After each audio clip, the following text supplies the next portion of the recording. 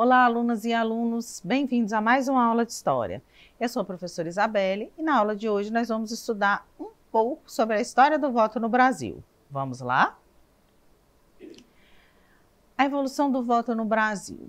Enquanto ato político, o voto surgiu no Brasil junto com o processo de colonização, a partir de 1530. Para ser mais específica, em 1532, que ocorreu a primeira eleição para a Câmara Municipal de São Vicente. Da nossa história colonial ao momento atual, o voto sofreu grandes transformações e alguns fatos se destacaram nesse processo. Vamos acompanhar um pouco dessa história na colônia e império. Até 1821, o voto se dava apenas no âmbito municipal. Não existiam partidos políticos. O voto era aberto e as eleições contavam apenas com a participação de homens livres.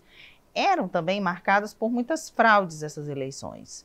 A principal curiosidade do voto no período colonial é que homens livres analfabetos podiam votar, diferente, de hoje.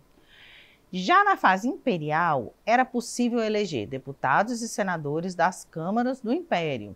Semelhante ao período colonial, as fraudes eleitorais eram frequentes, com o uso de mecanismos como o voto por procuração, no qual o eleitor transferia seu direito de voto para outra pessoa, ou o uso de título de eleitor falso. O voto nessa época era censitário, isso é, apenas uma parcela da população tinha direito ao sufrágio. No caso, de acordo com a Constituição de 1824, era necessário ter um mínimo de renda para poder votar. Então, esse voto censitário queria dizer que as pessoas tinham que ter uma renda específica para poder votar. O problema é que isso acabava excluindo a maioria da população desse processo eleitoral.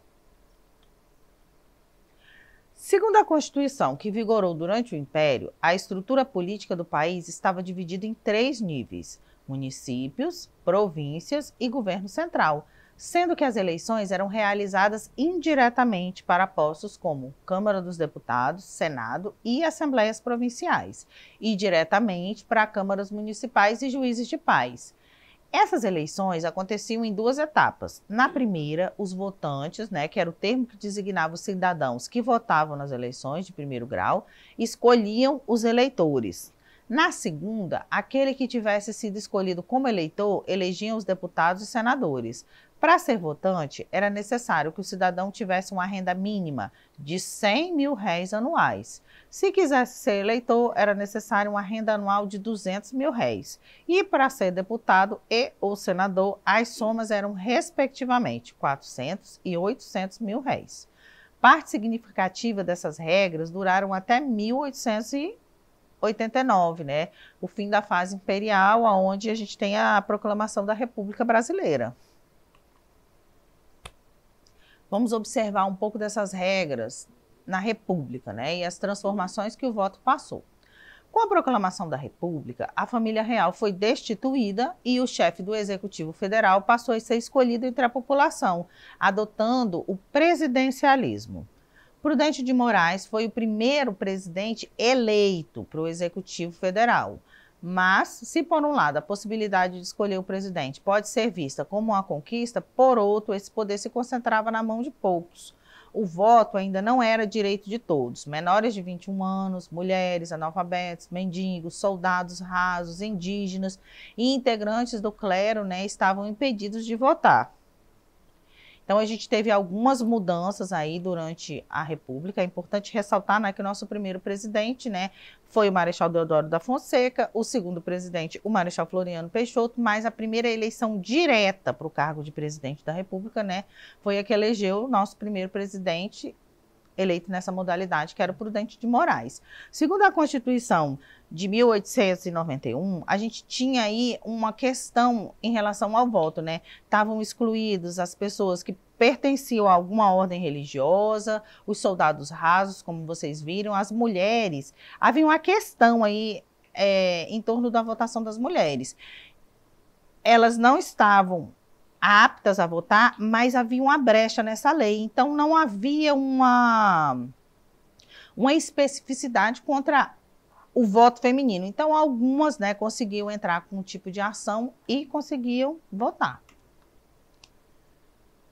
De 1889 a 1930, vivemos o período chamado de República Velha, que se dividiu entre a República da Espada, né, com os governos do Marechal Deodoro e, né, do Floriano Peixoto e Prudente Moraes, e a República dos Coronéis, né, que ficou conhecido pelo voto de Cabresto.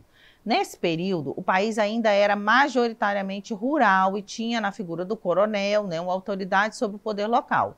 Geralmente, um fazendeiro rico que usava seu poder econômico para obter algum poder político. O coronel, ele coagia seus apadrinhados a votar no candidato que ele indicava, né? Caso não existisse, né, como não existia uma justiça eleitoral, que fosse independente e idônea, eram comuns práticas, né, como a coação de eleitores, né, o bico de pena, né, praticado pelas mesas eleitorais, né. Nas palavras do Vitor Nunes Leal, inventavam-se nomes, né, eram ressuscitados os mortos, ausentes compareciam e todo tipo de fraude, né, era cometido aí durante as eleições. Mesmo tendo a possibilidade de participação popular via voto, na prática as eleições caracterizavam-se por um jogo de cartas marcadas, onde a gente observava a corrupção desse sistema eleitoral. Com a chegada de Getúlio Vargas ao poder, o país passa por transformações sociais, políticas e econômicas. No campo eleitoral, destaca-se a criação do Tribunal Superior Eleitoral e dos Tribunais Regionais Eleitorais, além da instituição do voto feminino e do voto secreto. Assim, o processo eleitoral tornava-se mais amplo, transparente e idôneo.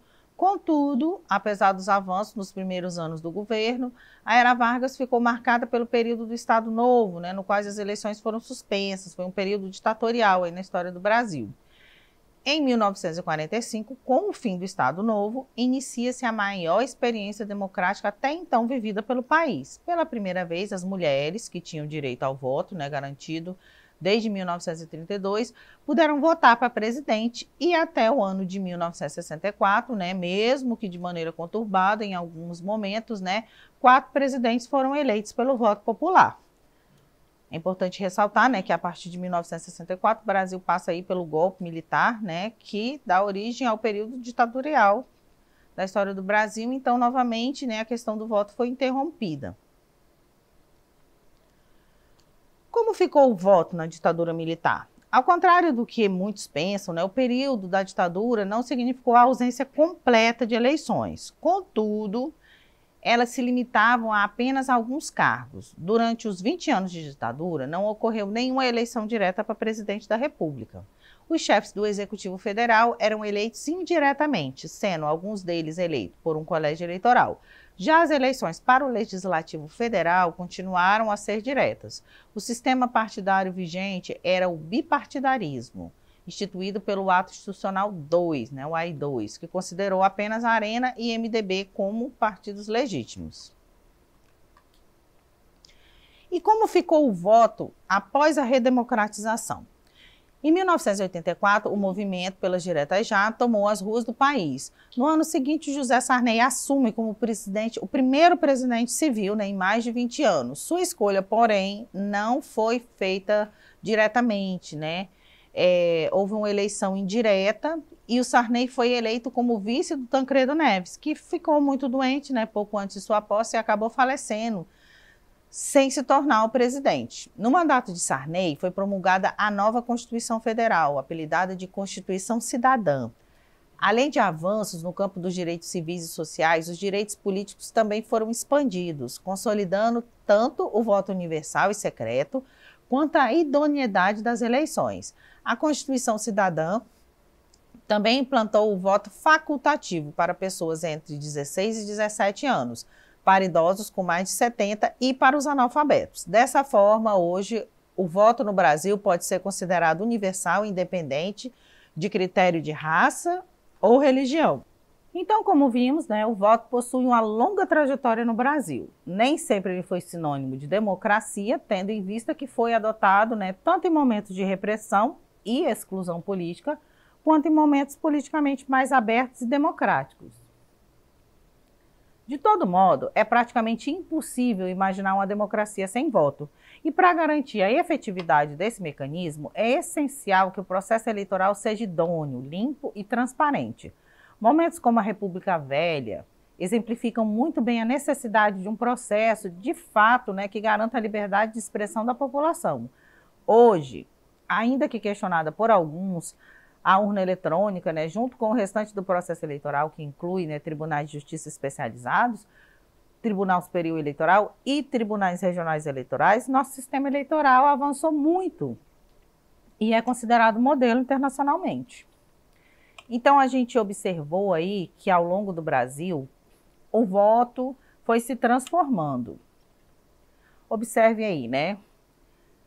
A gente tem ali em 1532 a primeira eleição para a escolha ali do Conselho da Vila, né? Em 1824, o voto obrigatório, né, para homens, né, livres.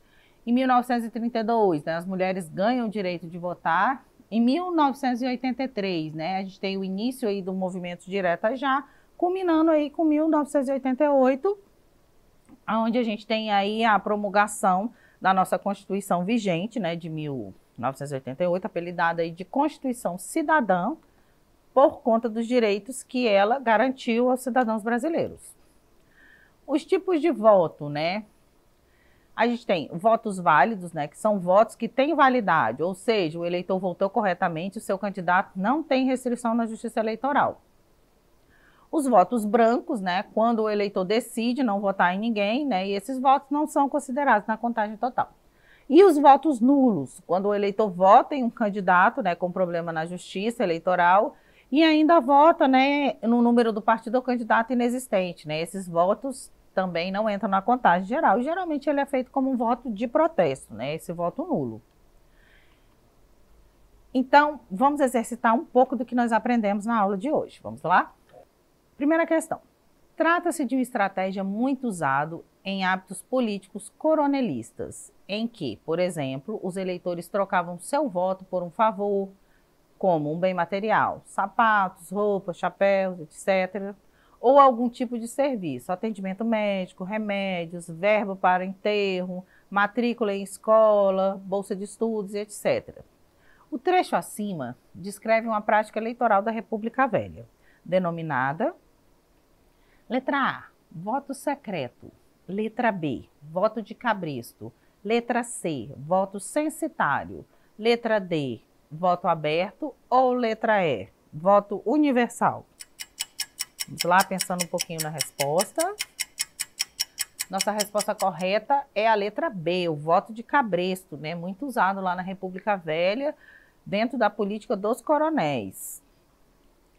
Vamos mais uma questão. Atualmente, o sistema eleitoral brasileiro segue as determinações da letra A, Constituição de 1988, letra B, Constituição de 1967, letra C, Constituição de 1946, letra D, Constituição de 1937 ou letra E, Constituição de 1891. Pensando na resposta, vamos lá, a resposta é a letra A, Constituição vigente de 1988, ok? Então, meninas e meninos, por hoje é só. Para ter acesso a esse e demais conteúdos, acesse a plataforma Eduque. Até a próxima aula. Tchau, tchau!